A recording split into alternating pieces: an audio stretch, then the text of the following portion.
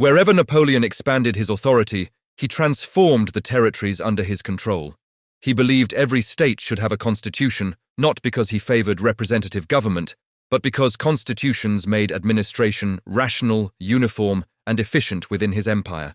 Napoleon transplanted his civil code, which he viewed as grounded in natural justice, to every land he conquered, regardless of local traditions or national identities. Napoleon systematically dismantled the traditional European aristocratic system by eliminating many of its core institutions and privileges.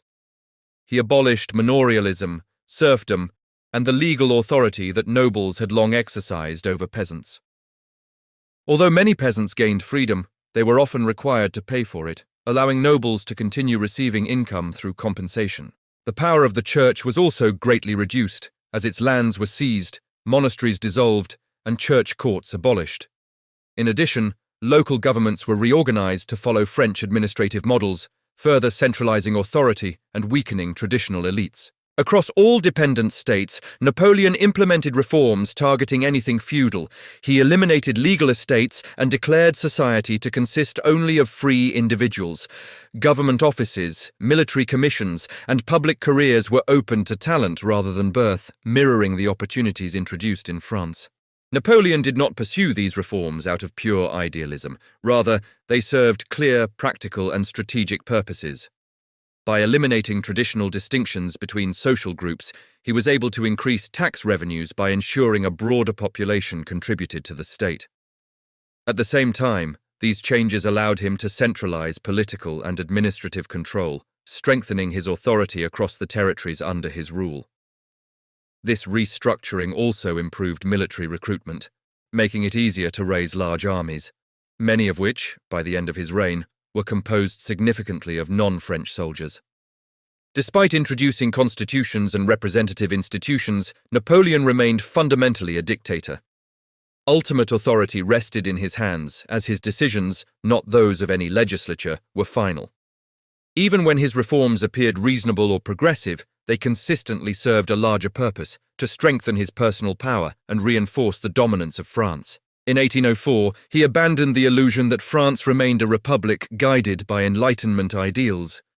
He had himself crowned Emperor of the French, Napoleon I.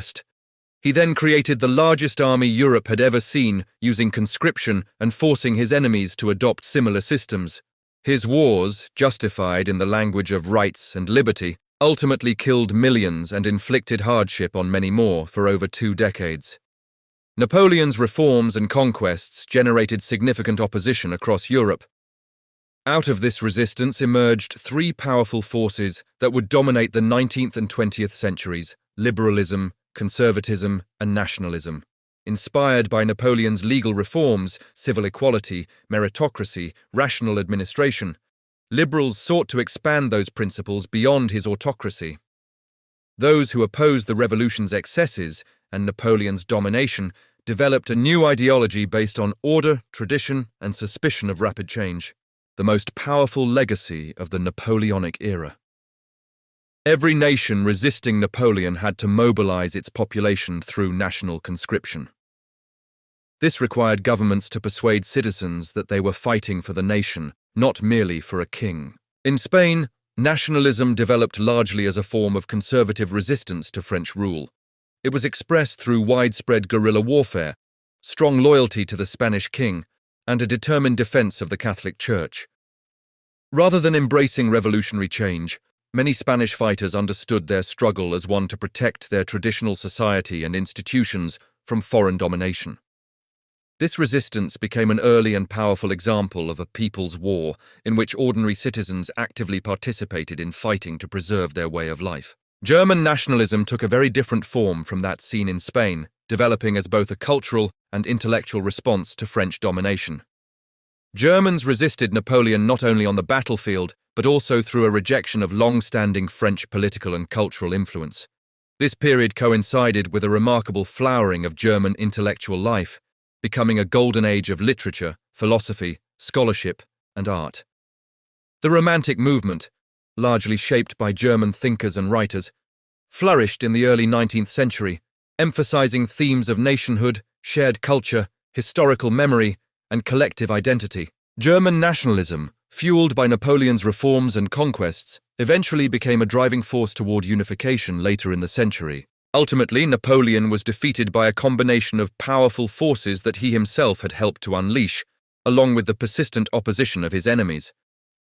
Rising national movements across Europe played a crucial role, as peoples under French domination increasingly resisted foreign rule and asserted their own identities. At the same time, Great Britain remained steadfastly opposed to Napoleon, refusing to accept French control over the continent and continually financing and supporting coalitions against him.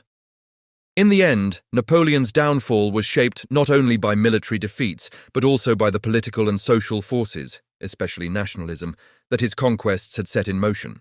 Napoleon reshaped Europe. He destroyed feudal systems, imposed modern law codes, centralized administration, and inadvertently ignited nationalism. His legacy influenced European politics, culture, and warfare well into the 19th and 20th centuries. With Napoleon's era explained, we now turn to another transformative development that reshaped Europe and the wider world during the late 18th and 19th centuries, the Industrial Revolution. This period marked a technological and economic transformation just as profound as the political changes Napoleon embodied, fundamentally altering how people worked, produced goods, and organized society.